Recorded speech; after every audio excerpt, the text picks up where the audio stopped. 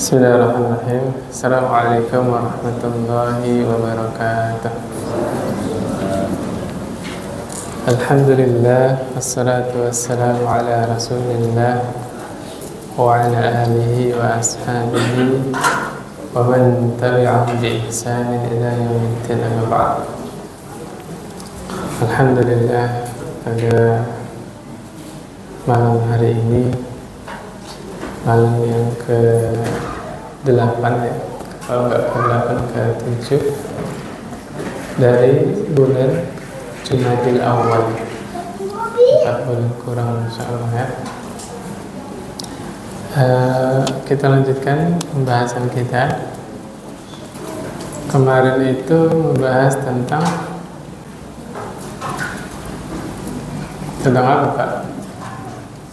Ahli Bait ya. Dan di dalam bahasan tentang cinta Ahlul Bait itu artinya diantaranya kita punya kewajiban memperhatikan Ahlul Bait, keluarga Nabi. Kenapa? Karena keluarga Nabi Muhammad sallallahu alaihi wasallam diharamkan makan dari zakat atau sedekah. Ya, nggak boleh makan barang dari sedekah atau zakat. Di sini dijelaskan ya, alaysa nisa'uhu min ahli baiti, bukankah istri-istri Nabi itu adalah ahli bait? Na'am, nisa'uhu min ahli bait. Istri Nabi itu termasuk keluarga Nabi. Walakin ahli baiti man hurimas sadaqah ba'dah, yaitu orang-orang yang diharamkan makan sedekah. Sedekah di sini ada dua, sedekah wajib, sedekah sunnah. Sedekah wajib yaitu yang biasa dikenal dengan istilah zakat. Waman hum, siapa itu mereka? Nabi sebutkan, hum alu aliyin, keluarganya Ali. Wa alu aqil, keluarga Aqil. Aqil itu siapa? Adiknya Ali bin Abi Thalib. Wa alu Ja'far, keluarganya Ja'far. Ja'far itu siapa? Kakaknya Ali bin Abi Thalib. Ja'far bin Abi Thalib, Aqil bin Abi Thalib, Ali bin Abi Thalib. Wa alu Abbas, dan keluarga Abbas. Keluarga Abbas. Abbas siapa Nabi? Paman Nabi. Termasuk Abdullah bin Abbas ya, nggak boleh makan zakat. Mana lagi tadi? Kullu haulaika hurimas sadaqah. Mereka semua itu diharamkan makan sedekah. Nah, kalau kita mau berbuat baik kepada keluarga Nabi, dianjurkan ngasih apa? Hadiah. Kalau ngasih hadiah halal ya, tidak boleh makan zakat. Gitu ya, subhanallah. Ujian bagi keluarga Nabi ya, nggak boleh menerima sedekah. Ya udah, aturan itu aturan dari Allah Subhanahu wa taala ya, nggak bisa ditawar-menawar. Kita masuk bab baru, yaitu bab memuliakan para ulama dan orang tua. Orang tua di sini yang dimaksud adalah orang yang lebih tua dari kita. Ya, orang tua beneran juga lebih tua dari kita. Emang ada bapaknya lebih muda dari anaknya? Gak ada kan? Ya, orang yang lebih tua dari kita wajib kita hormati. Dan Allah bedakan antara orang yang berilmu dengan orang yang tidak berilmu. Surah Az-Zumar ayat 9. Ya, di situ Allah cerita tentang orang yang salat malam. Amman huwa qanitun ana al-laili sajidan wa qa'iman yahdharul akhirah wa yarju rahmata rabbih. Ya, sama enggak? Apakah mereka orang-orang musyrik itu lebih baik daripada orang-orang yang berdiri di malam hari, berdiri lama, berdiri sujud? Allah sebutkan sifat orang yang sholat malam itu kata Allah yahzarul akhirah, ya, khawatir akan hari akhirat. Bapak sebelum tidur ingat mati Pak, ingat akhirat. Wudhu Pak, bangun sholat, apa namanya, langsung seger gitu. Kalau kita ingat akhirat, ingat neraka, ingat kematian, insya Allah wudhu sholat malam Pak. Makanya Abu Bakar As-Siddiq radhiyallahu anhu sholat witirnya itu sebelum tidur. Padahal kalau ditanya paling baik sholat malam waktunya kapan? Sepertiga malam terakhir. Sahabat paling terbaik siapa? Abu Bakar. Abu Bakar sholat witirnya kapan? Sebelum malam, sebelum tidur. Kenapa? Khawatir tidur kemudian nggak bangun lagi. Ya. Az-Zumar ayat 41 Pak. Kalau saya nggak salah ayat ya. Saya hafal ayatnya tapi nggak tahu nomornya. 42 itu kan salah. Az-Zumar ayat 42 Pak. Kata Allah, Allahu yatawaffal anfusa hina mautiha wallati lam tamut fi manamiha. Allah itu menggenggam jiwa orang-orang yang sudah meninggal. Digenggam Pak. Dan jiwa orang-orang yang tidur. Ya, menurut ayat ini, kembali ke ayat ini ya. Yang tahu tentang ruh siapa? Allah. Allah cerita. Allah menggenggam jiwa orang-orang yang sudah meninggal dan jiwa orang yang masih tidur. Fayumsikul lati qada 'alaihal maut. Yang malam itu Allah takdirkan mati, jiwanya dipegang sama Allah, Allah tidak kembalikan lagi. Pernah dengar orang sehat baik-baik aja tidur nggak bangun lagi? Ini ayatnya. Subhanallah. Wa yursilul ukhra ila ajalin musamma. Dan sebagian lagi Allah kembalikan lagi nyawanya kepada orang-orang yang masih Allah takdirkan hari itu hidup. Makanya kita kalau bangun tidur doanya gimana? Alhamdulillahilladzi ahyana ba'dama amatana wa ilaihin nusyur. Apa artinya? Segala puji milik Allah, zat yang menghidupkan kami kembali setelah mematikan kami, dan kepada Allah lah kami akan dikembalikan. Makanya pernah ditanya di dalam hadis ya, dijelaskan di surga ada tidur nggak Pak? Nggak ada. Kenapa? Tidur itu saudaranya mati Pak. Di surga nggak tidur, terus senang-senang Pak. Di surga tidak ada capek, tidak ada lelah, ya, nggak ada capek pikiran, capek mental, capek fisik, iya Pak. Kalau di dunia semuanya itu ada, ya capek mikir, ya capek mental, psikologinya capek, betul nggak? Di surga nggak ada itu Pak. Nih saya bahasakan nikmat surga Pak ya. Di surga para suami-suami, para laki-laki itu istrinya minimal 2 Pak. Tapi nggak ada istrinya cemburu Pak. Itu di surga Pak ya. Kalau di dunia pasti cemburu, wajib cemburu.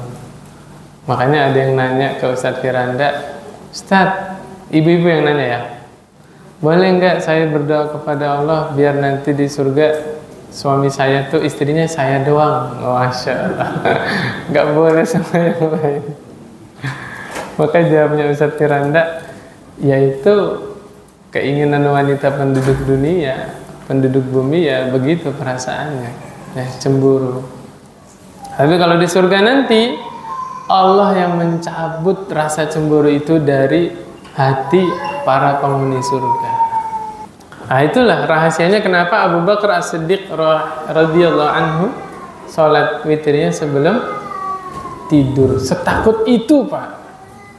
Makanya Abu Bakar menjadi sahabat yang terbaik. Coba nanti jajal.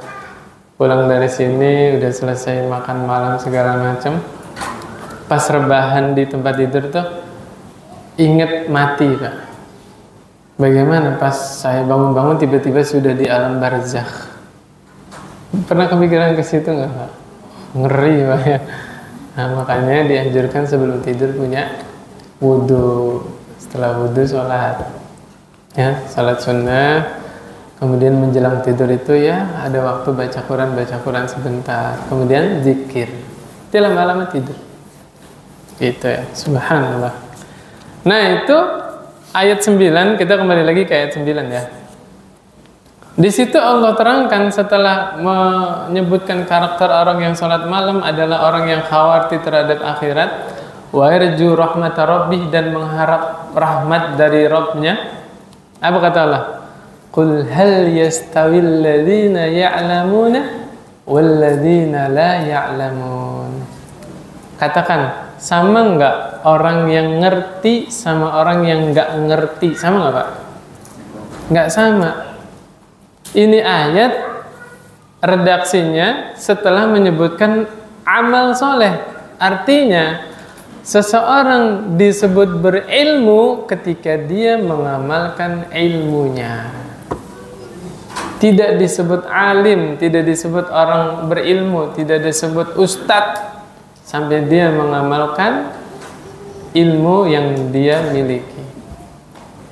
Artinya bapak-bapak kalau paham teori doang keutamaan sholat malam tapi nggak sholat malam, tetap dianggap belum berilmu sampai mengamalkan ilmu yang kita miliki, ya.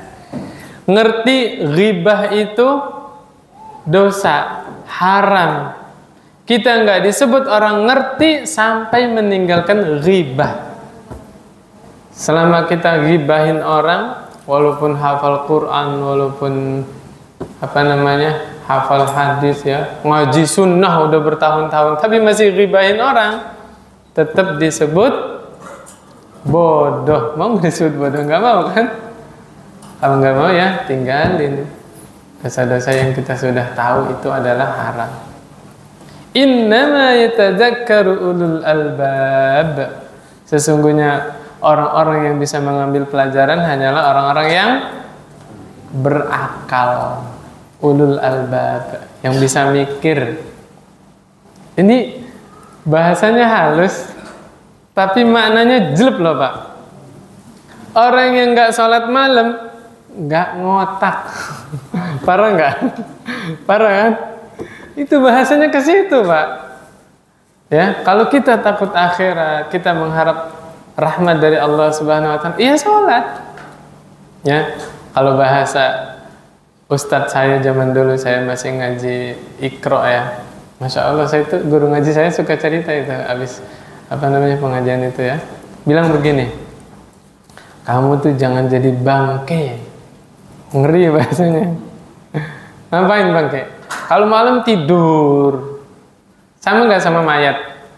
Sama. Apa bedanya sama mayat? Nah, beda orang yang sebelum tidur dia punya wudhu, sholat sunnah, ya kan? Sebelum tidur dia berzikir. Nah, tidurnya berkualitas, ya. Subhanallah. Oke, kita lanjut ya. Itu muqaddimah, itu ayat. Sekarang masuk ke hadis. Nabi SAW bersabda, ya ummul qaum aqra'uhum li kitabillah. Yang berhak mengimami salat, ya, mengimami suatu kaum, maju jadi imam adalah orang yang paling bagus bacaannya. Baca apa, Pak? Baca suasana politik, baca Quran, li kitabillah. Bismillah. Alhamdulillah. Fa in kanu fil qiraati sawaan, kalau ada dua orang nih, bahasanya ada dua ustadz lah, ya, sama-sama bagus bacaannya, maka yang jadi imam fa'alamuhum bisunnah, orang yang paling ngerti sunnah, yang belajar sunnah.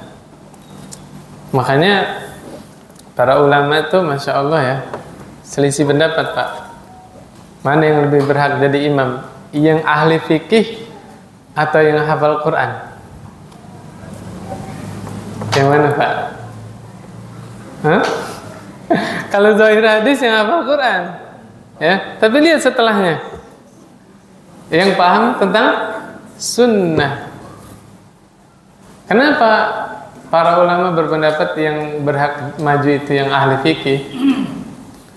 Di zaman sahabat semuanya hafal Quran, ya kan, rata-rata. Nah, yang maju yang paham tentang agama. Coba setelah Rasulullah SAW meninggal, yang imam siapa? Abu Bakar. Padahal Abu Bakar nggak diriwayatkan bahwa beliau pengajar Quran. Betul nggak? Riwayat yang sampai kepada kita, Al-Quran yang kita baca itu dari Abdullah ibnu Mas'ud, dari Utsman bin Affan, dari Ali bin Abi Thalib. Itu bacaan yang kita baca sampai saat ini. Itu sahabat yang ngajarin Quran. Di situ ada Utsman, ada Ali, ada Ibnu Mas'ud, ada Tamim Ad-Dari. Siapa Tamim Ad-Dari? Ya, ahli qiraah. Di zaman Umar diangkat jadi imam taraweh, Pak. Sering kan dengar kalau Tamim Ad-Dari ngimamin taraweh, habis salat witir salam pada lari ke rumah masing-masing. Ngapain? Khawatir dengar azan subuh. Sampai segitunya. Taraweh, Pak. Masya Allah, masjid ini juga pernah, Pak, ya. Tapi mulainya jam 2. Bedanya kalau di zaman Rasul daripada Isya, ya. Subhanallah, ya, Masya Allah. Sampai gitu, Pak. Nah, itu dalilnya para ulama. Padahal di zaman Abu Bakar banyak ahli qiraah, kan? Tapi yang maju jadi imam siapa? Abu Bakar. Bahkan ketika Nabi sakit, Umar maju, ya kan, suaranya kan keras, maksudnya biar kedengar sampai sana. Nabi nggak suka, Nabi nggak setuju. Kenapa Umar? Nabi sukanya Abu Bakar As-Siddiq radhiyallahu anhu. Nah, ini salah satu dalil. Nah, ini namanya bahas fikih, Pak. Padahal jelas hadisnya, ya. Yang paling berhak jadi imam siapa? Yang paling bagus bacaannya. Tapi pengamalannya yang paling faqih. Nah, ini Masya Allah luar biasa, ya. Kemudian fa'in kanu fis sunnah sawa'an. Ada dua ustadz, bacanya dua-duanya bagus, ilmunya dua-duanya juga bagus tentang sunnah, ya. Fa'aqdamuhum hijrah. Maka yang imamin siapa? Yang lebih dulu hijrah. Kalau bahasa sekarang, yang lebih dulu ngaji sunnah, yang lebih dulu kenal sunnah, gitu, ya. Fa'in kanu fil hijrah sawa. Kalau sama-sama ngajinya bareng, ya, mungkin sama-sama muridnya siapa, gitu kan. Maka faqadamuhum sinnan, yang lebih tua usianya. Tuh, ini poinnya ini, Pak. Poinnya, ya, menghormati orang yang lebih tua, ya, yang lebih tua usianya daripada kita. Wala ya'umman ar-rajulu ar-rajula fi sultani. Enggak boleh seseorang ngimamin di masjid yang bukan tempat dia. Oh, berarti saya nggak boleh tadi, ya. Nggak boleh. Kecuali ada kecualinya, kecuali sudah diizinkan.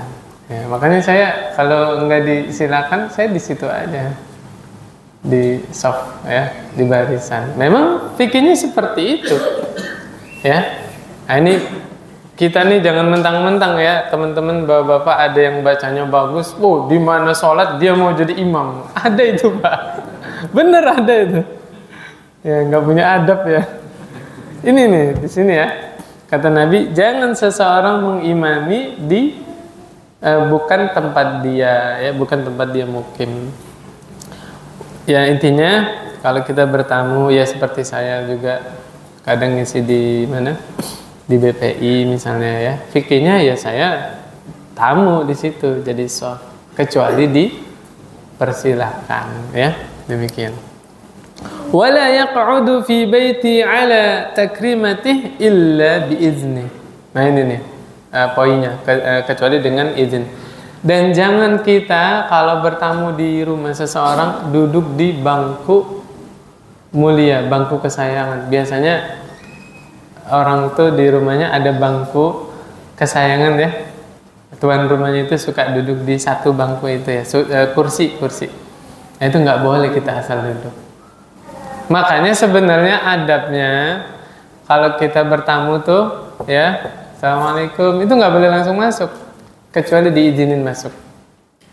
Sudah masuk pun yang bagus kita berdiri sampai dipersilakan ya. Apa sih bahasanya? Kalau di Sambi itu suruh makan ya. Kalau suruh duduk apa, Pak? Hah? Pinara. Oh iya, pinara bukan? Ya, saya orang Jawa tapi nggak ngerti Jawa. Apa pinara? Oh mampir. Kalau duduk apa, Pak? Lingge. Silakan Mas, duduk. Nah, itu biasanya nunjukin kan duduknya di mana? Nah, jangan asal duduk ya. Silakan Mas. Ya diaturin, silakan. Nah, itu dia biasanya ditunjukin tuh duduknya di mana gitu kan, di sini gitu ya. Nah, gitu. Jangan asal kita masuk langsung ke dalam, ke sebelah sana duduknya. Itu namanya ngelunjak itu ya. Nah, itu adabnya gitu, Pak ya. Jangan masuk kecuali sudah diizinkan. Dan adabnya kalau kita ngetuk rumah orang, kita jangan madep ke sana, Pak. Menghadapnya membelakangi pintu. Nah, khawatir yang buka pintu lagi nggak siap atau ada istrinya yang belum pakai jilbab ya, hordeng pintunya itu belum ditutup ya kan. Nah itu kita perhatikan juga. Jadi yang benar itu ketok, terus menghadap kemana? Membelakangi rumah atau kita sebelah sininya gitu. Jangan berdiri pas di depan pintu. Nah itu enggak, bukan begitu ya. Demikian. Dan saya saran teman-teman yang rumahnya besar, Boyo ada bel.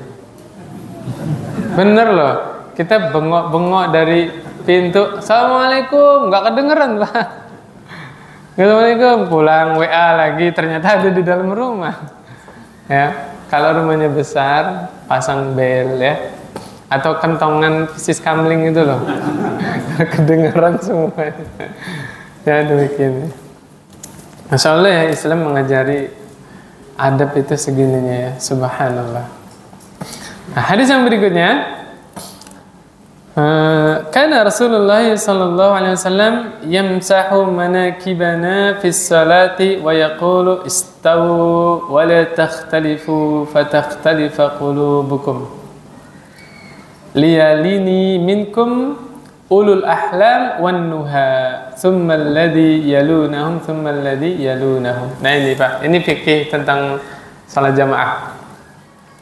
Nabi SAW sebelum memulai salat jamaah itu diusap bahu para sahabat itu. Diusap Pak. Nabi keliling kayak itulah ngerapin barisan pasukan gitu.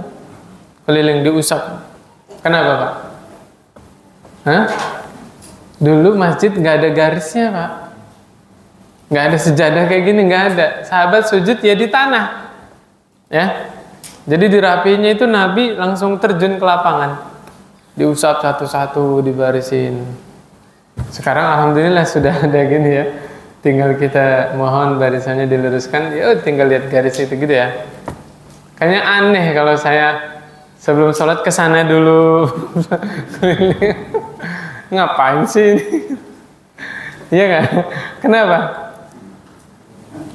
Karena nggak ada yang nyontoin, nggak ada yang ngeduluin ya. Sudah mulai hilang ini. Ya. Sunnah itu sampai kapanpun tidak bisa dirubah Pak.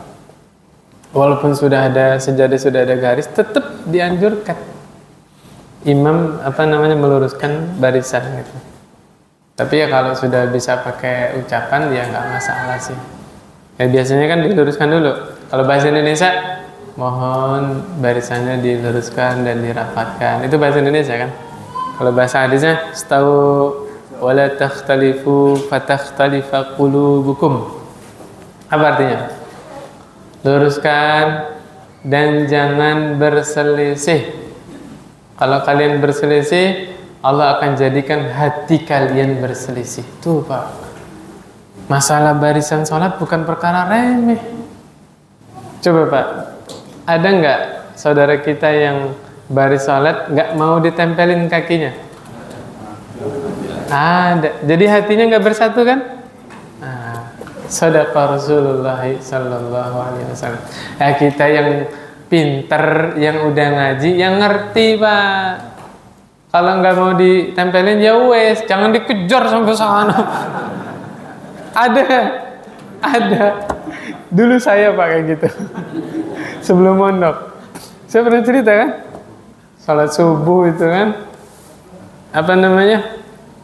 Nggak rapat itu. Saya geser, seret, digeser lagi. Saya deketin lagi, geser lagi. Dia kesel Pak, batalin sholat, pindah ke sana. Allahu Akbar. Bener itu. Realita itu.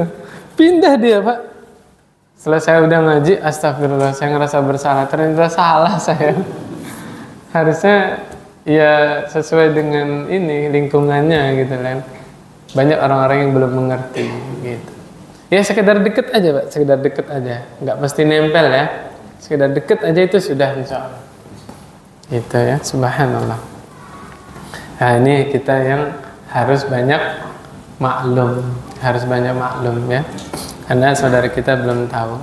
Kemudian kata Nabi, liyalini minkum ulul ahlam wan nuha. Nih Nabi bilang, Nabi itu senang hendaknya yang di belakang saya itu yang sudah ngerti. Jangan sampai anak kecil di belakang imam. Tuh, memang ada anjurannya. Hendaknya di belakang imam itu, bahasanya gini, yang di belakang imam yang bisa jadi imam. Itu, ya khawatir terjadi sesuatu di tengah-tengah salat kan. Saya mau cerita, takut saya Pak. Ada di suatu masjid tuh, Masya Allah jamaahnya itu semangat Pak di soft depan.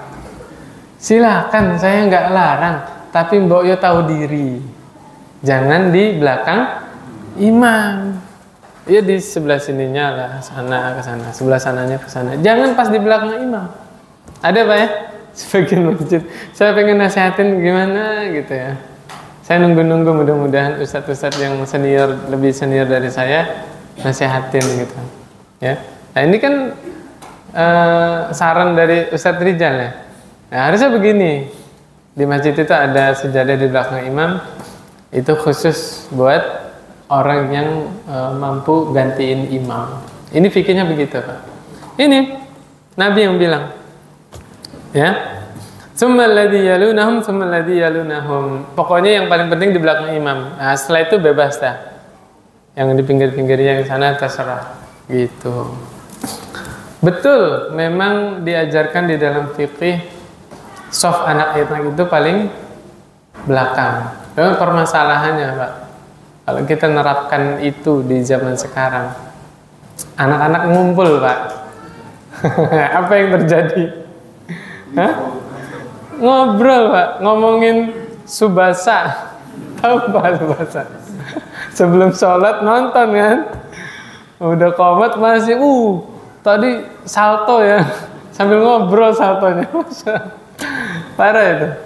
Makanya saya menganjurkan kalau teman-teman yang bawa anaknya ke masjid, anaknya di samping ya. Kalau anaknya dua, kanan kiri ya Pak. Di mana barisnya? Cari paling pojok. Supaya anak tidak memutus soft.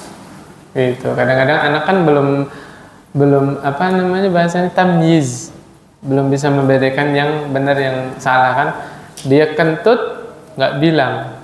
Nah, dia ikut barisan di soft, bisa memutus soft itu.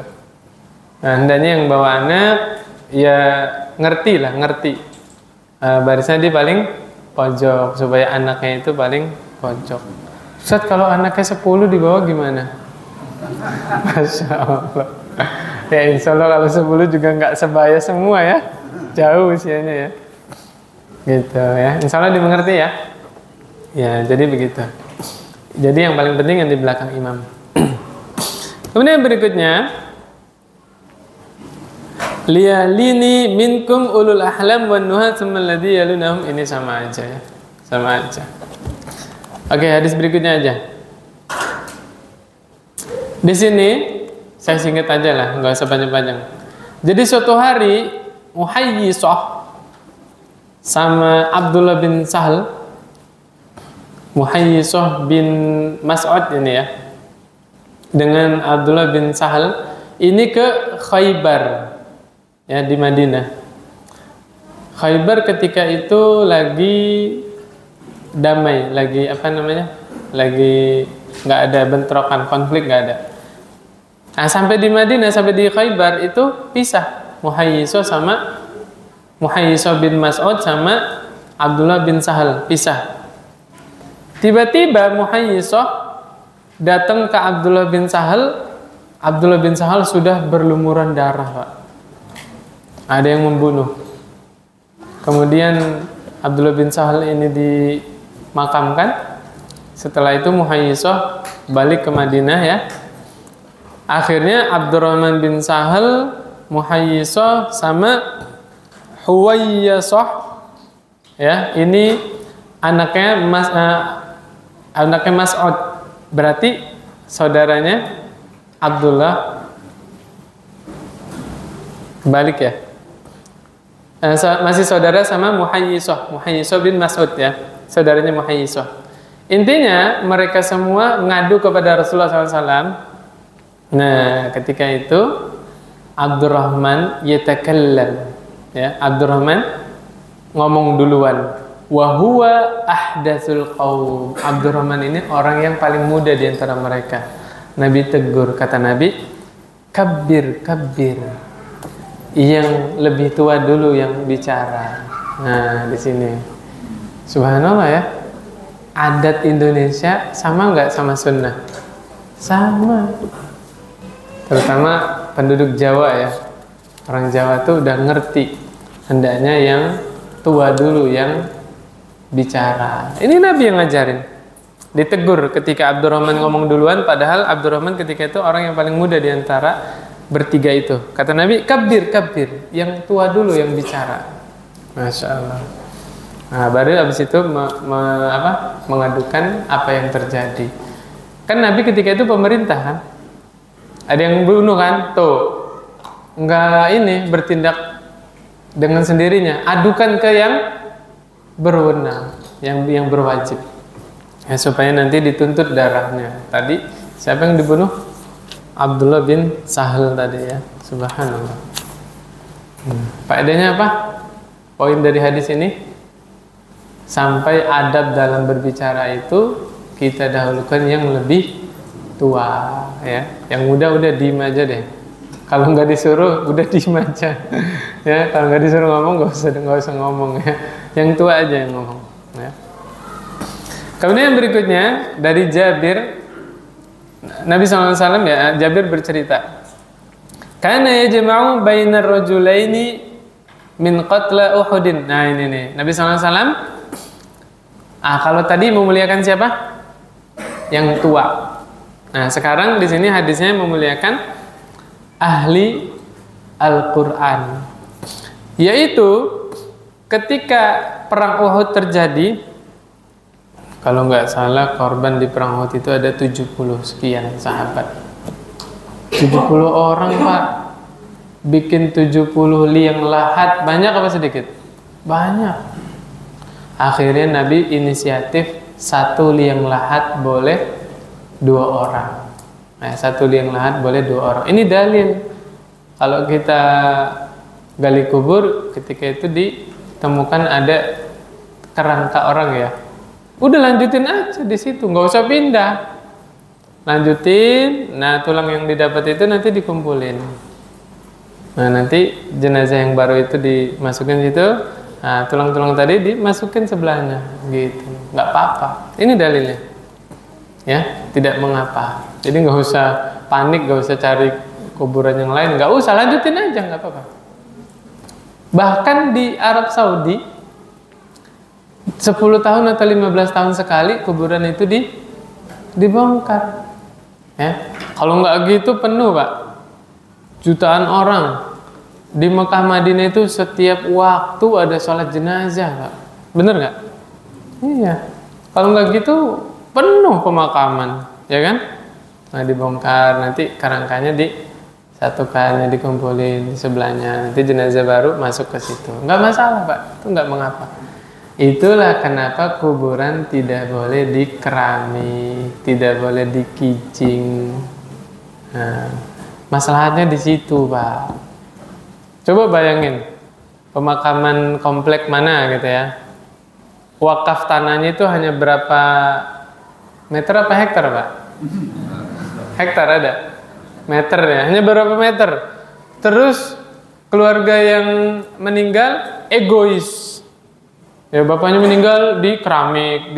Oh penuh Pak lama-lama. Iya nggak? Nah disitulah Islam sangat indah. Kuburan nggak boleh dibangun, nggak boleh dikeramik. Maksudnya apa fungsinya? Ya, secara alamiah kita bicara secara umum ya. Jenazah itu hancur sekian tahun, ya kan? Nah, yang udah hancur itu boleh ditimpah lagi sama jenazah yang baru, gitu, ya. Demikian. Nah, ini ketika dua orang dikumpulkan jadi satu liang lahat, bingung nih, yang masuk kuburan mana dulu? Nah, maka Nabi nanya, ya, ayyuhuma aktsaru akhzan lil Qur'an?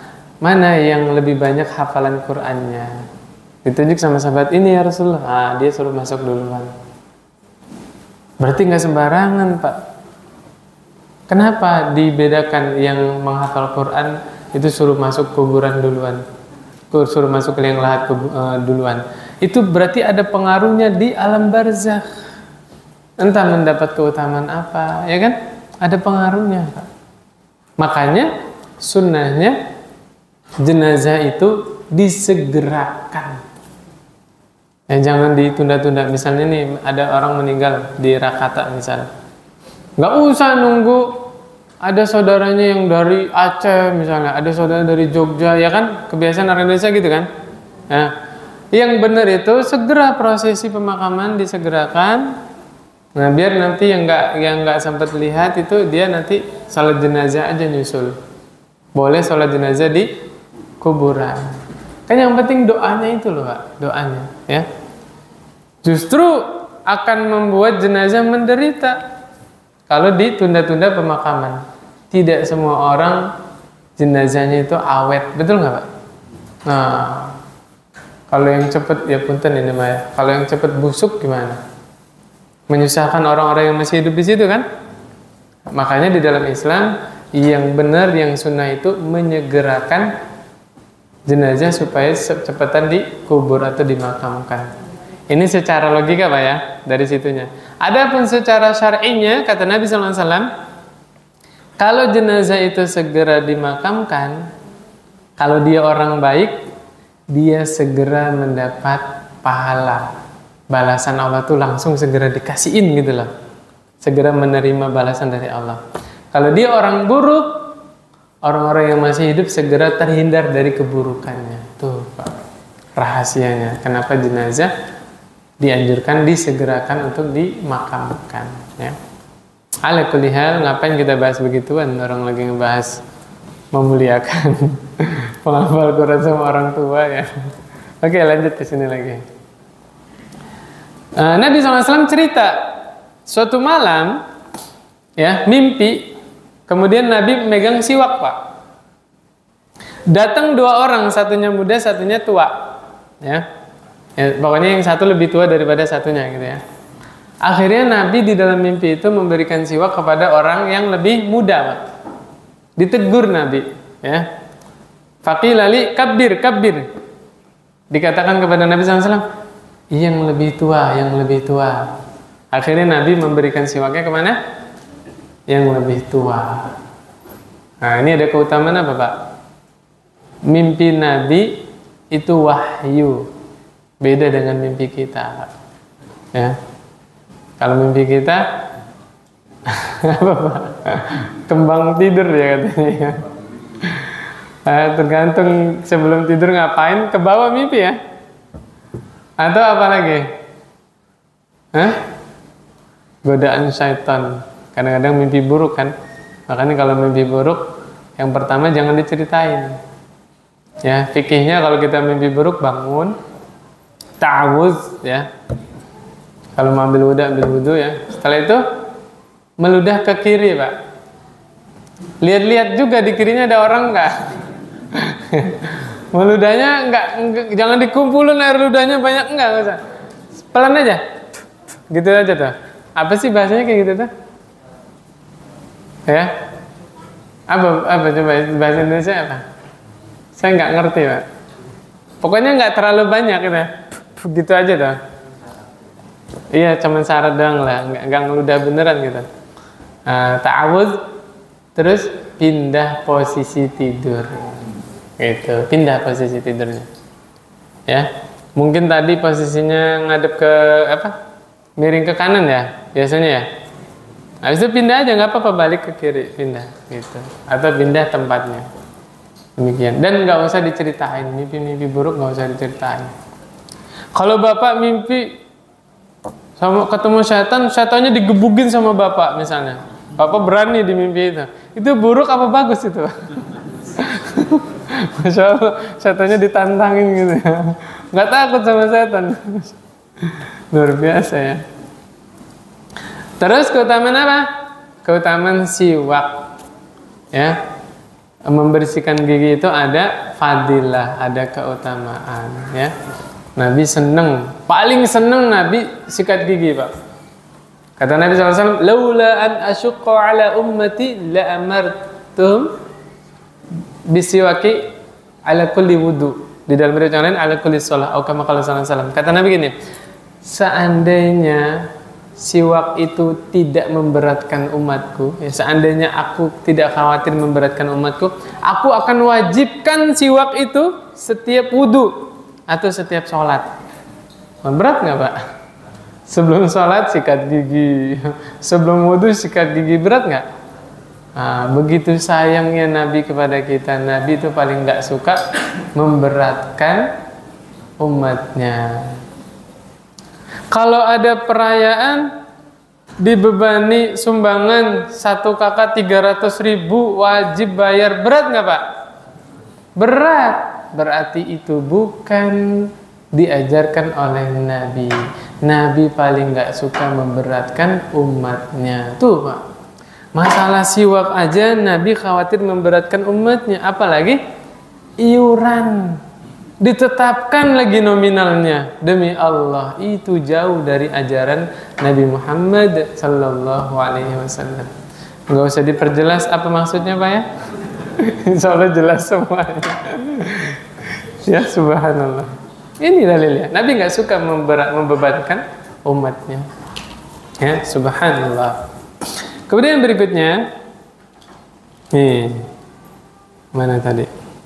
Nabi SAW bersabda, inna min ijlalillahi ta'ala ikrama za asyaibati al-muslim. Ya. Di antara bentuk Allah memuliakan atau menghormati, yaitu dengan cara di dalam Islam ada anjuran memuliakan orang-orang yang sudah beruban. Masya Allah. Makanya di dalam Islam itu yang ubanan itu, bukan kan? Yang berisik udah ubanan, enggak kan? Makanya di dalam Islam tidak boleh mencabut uban, nggak boleh. Nah terus gimana? Diwarnai boleh, ya, diwarnai boleh, tapi jangan warna hitam. Bapak-bapak ya, yang jenggotnya sudah putih, boleh nggak diwarnai? Boleh, Pak. Warna pink, janganlah. Masa pink? Nggak boleh hitam ya, jangan pink juga lah. Ya warna-warna yang inilah, yang apa, gagah gitu lah. Ustadz Abdul Hakim bin Amir Abdad waktu itu dikritik, jenggotnya warnanya kan udah putih, diwarnain kok warnanya hitam, padahal bukan hitam.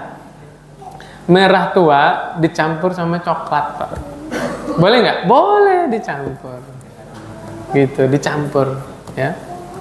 Ya, biar mensiasati warnanya biar gagah gitu loh. Masya Allah. Kalau pirang gimana, Pak? Dulunya hitam kan rambutnya, terus ubanan, dicatlah pirang, jadi orang bule. Masya Allah. Udah tua malah tambah gagah ya. Istrinya seraya punya suami orang Eropa kan, Masya Allah. Ya boleh-boleh aja, silakan ya. Karena yang dihindari warna hitam. Ya. Kenapa nggak boleh dicabut uban? Nanti di akhirat uban itu Allah ganti menjadi cahaya. Masya Allah. Orang-orang yang tumbuh di dalam Islam kemudian ubanan rambutnya, Allah berikan cahaya. Setiap helai ubannya itu Allah berikan cahaya. Ustadz kalau nggak dicabut gatel. Nah, biasanya gitu ya. Sabar. Itu juga ujian. Jangan dikira gatelnya nggak dapat pahala ya. Setiap yang menimpa seorang mukmin ya, galau, kecewa, di PHP-in sama orang, ditipu sama orang, termasuk duri yang nancep, termasuk uban yang bikin gatel, insya Allah semua dalam rangka Allah sedang menghapuskan dosa-dosanya. Gitu Pak ya, subhanallah. Semua ada ganjarannya Pak, tidak ada yang sia-sia di dalam Islam. Nah ini Pak, yang lanjutannya. Yang pertama Allah menganjurkan pemuliaan siapa? Memuliakan orang-orang yang tumbuh uban di dalam Islam. Yang kedua, hamilil Quran ghairil ghali fihi wal jafi fi anhu. Yaitu kita memuliakan para penghafal Quran, tapi tanpa berlebihan dan jangan sampai meremehkan. Para penghafal Quran itu punya kedudukan sendiri di dalam Islam, tapi jangan terlalu hulu juga. Nggak boleh terlalu hulu, tapi jangan sampai juga meremehkan. Ya, kita tempatkan sesuai derajatnya di dalam Islam. Wa ikramas sultanil muqasit, dan kita punya kewajiban memuliakan pemimpin yang adil. Pemimpin yang adil siapa, Pak? Suami pemimpin bukan? Pemimpin ya, hormati suaminya ya. Posisikan bahwa suami itu adalah pemimpin di rumah tangga, sehingga rumah tangga itu akan konsisten ya, akan langgeng. Apalagi pemimpin? RT, RW pemimpin bukan? Apalagi RT-nya adil, RW-nya adil, lurah ya. Orang-orang yang adil itu punya porsi penghormatan di dalam Islam. Kemudian berikutnya Nabi SAW bersabda, "Laisa minna man lam yarham saghirona." Bukan golongan kami. Siapa? Orang yang tidak sayang kepada yang lebih muda. Ya, orang-orang muda di antara kita. Ya. Wa ya'rif syarafa kabirina. Bukan golongan kami orang yang tidak mengetahui, tidak mengenal kemuliaan orang yang tua. Subhanallah ya, berarti benar ajaran yang tua dihormati, yang muda disayang. Ini Nabi yang bilang, itu ajaran dari Nabi. Ya, menghormati yang lebih tua dan menyayangi yang lebih muda. Ya, subhanallah. Berarti para suami istrinya disayang, para istri suaminya dihormati. Ya, subhanallah. Hadis berikutnya di dalam Sahih Muslim ya, dari Ibunda Aisyah radhiyallahu anha. Beliau berkata, "Amarona Rasulullah sallallahu alaihi wasallam an nunzilan nasa manazilahum." Nabi Muhammad SAW memerintahkan kita untuk apa? Menempatkan seseorang pada posisinya masing-masing, maksudnya menghormati seseorang itu sesuai dengan kedudukannya. Artinya gini loh Pak, muamalah kita ke keponakan kita sama ke mamang kita ya, aman atau bibi, sama tidak? Beda kan? Nah, tempatkan seseorang sesuai dengan kadarnya masing-masing ya, kedudukannya masing-masing. Ala kulli hal, semua itu dalam rangka menunjukkan adab yang baik di dalam Islam. Kemudian berikutnya ini ada cerita ya. Uyainah bin Hisan. Uyainah bin Hisan ini punya keponakan namanya Al-Hur ibni Qais. Al-Hur ibni Qais ini adalah di antara orang-orang yang menghafal Quran. Nah, ini kejadiannya di masa Umar ibn Khattab. Masya Allah ya, kebiasaan Umar ibn Khattab itu bikin majelis, ya, musyawarah, ngobrol, bahasanya nongkrong ngopinya Umar itu bareng para ahli qiraah, para penghafal Quran. Umar itu pengen ngobrolnya sama orang-orang yang menghafal Quran. Nggak peduli dia budak, dia orang miskin, ya, apapun statusnya, pokoknya penghafal Quran hadir di situ. Subhanallah. Ya, mau muda mau tua di situ hadir. Yang penting penghafal Quran. Kenapa? Supaya Umar ketika memutuskan suatu perkara tidak menyeleweng dari Al-Quran, tidak menyeleweng dari kitabullah. Ada yang menasihati. Nih salah satunya, Pak. Ini salah satu sifat Umar paling anti melawan Quran. Subhanallah. Suatu saat Uyainah bin Hisn tadi minta izin kepada Al-Hur ibni Qais. Wahai keponakanku, ya, ya bena akhi, itu bahasa Arabnya keponakan, ya. Ya bena akhi, wahai anak saudaraku. Ponakan bukan? Ponakan kan? Laka wajhun 'inda hadzal amir. Engkau punya kedudukan di sisi pemimpin kita ini. Siapa yang maksudnya? Umar. Fasta'zin li alaihi, coba mintain izin dong buat saya biar saya bisa ngobrol sama Umar. Fasta'zanalah. Kemudian Al-Hur ibni Qais minta izin kepada Umar. Fa'adzina lahu Umar. Diizinkanlah Uyainah untuk bertemu dengan Umar. Falamma dakhala, Masya Allah, Pak. Ternyata Uyainah ini pengen protes. Ketika masuk ke ruangannya Umar, dia bilang begini, ya ibnul Khattab, fa wallahi ma tu'tinal jazla. Wahai anak Al-Khattab, ya ibnu Khattab, wahai ibnu Khattab, engkau demi Allah tidak memberikan kepada kita pemberian yang banyak.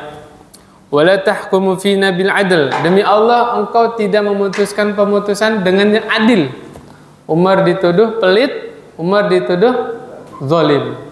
Ini bahasa halus saja ini. Bahasa kasarnya apa tadi, Pak? Umar, kamu pelit, kamu zalim. Di depan orang, Pak. Situ banyak penghafal Quran di situ. Ya, faghadiba Umar. Umar marah, Pak. Bangun Umar. Hatta hamma an yuqi'a bih. Hampir dipukul ke orang. Tapi di situ ada siapa? Al-Hur ibni Qais. Apa kata Hur? Ya Amirul Mu'minin, innallaha ta'ala qala lin-nabi. Wahai Amirul Mukminin, Allah Subhanahu wa taala berfirman kepada nabinya, khudil af, jadilah pemaaf, wa'mur bil ma'ruf, dan suruhlah yang baik, wa'arid 'anil jahilin, dan berpalinglah dari orang bodoh. Ya, wa inna hadza minal jahilin. Ini paman saya ini salah satu orang bodoh. Paham nggak maksudnya? Umar dibacain ayat itu langsung reda marahnya, Pak. Nggak jadi mukul, nggak jadi marah. Jadilah pemaaf, serulah yang baik. Orang bodoh jangan diladenin, gitu, Pak. Berarti menghadapi orang bodoh itu bukan dengan marah, Pak, bukan dengan mukul, bukan dengan fisik. Ngapain, Pak? Ya, pergi aja. Ya, beda level, ngapain diladenin? Ya, udah pergi aja. Masya Allah, ini ya, kata perawat hadis ini, wallahi ma jawazaha Umar hina talaha alaihi. Demi Allah, Umar tidak pernah membantah ayat. Ketika dibaca itu Umar tegas, Pak, gagah. Kalau marah siapa yang berani? Tapi ketika dibacakan ayat, tunduk, Pak. Sami'na wa ata'na, ya, subhanallah. Coba bapak lagi marah, istrinya baca hadis, istrinya baca ayat. Reda nggak marah, Pak? Apa malah sombong kita? Saya lebih pintar dari kamu, gitu ya? Umar tidak seperti itu, Pak. Umar tidak seperti itu. Umar dibacakan ayat, reda, ya, subhanallah. Kemudian berikutnya, ya, dari Abu Sa'id Samurah bin Jundub, ya, laqad kuntu ala ahdi Rasulullah. Nah ini, Pak, subhanallah. Samurah bin Jundub, atau nama kunyanya Abu Sa'id, dia bilang begini, saya ini hidup di zaman Rasul dari muda, dari apa namanya bahasanya pemuda lah, gulam.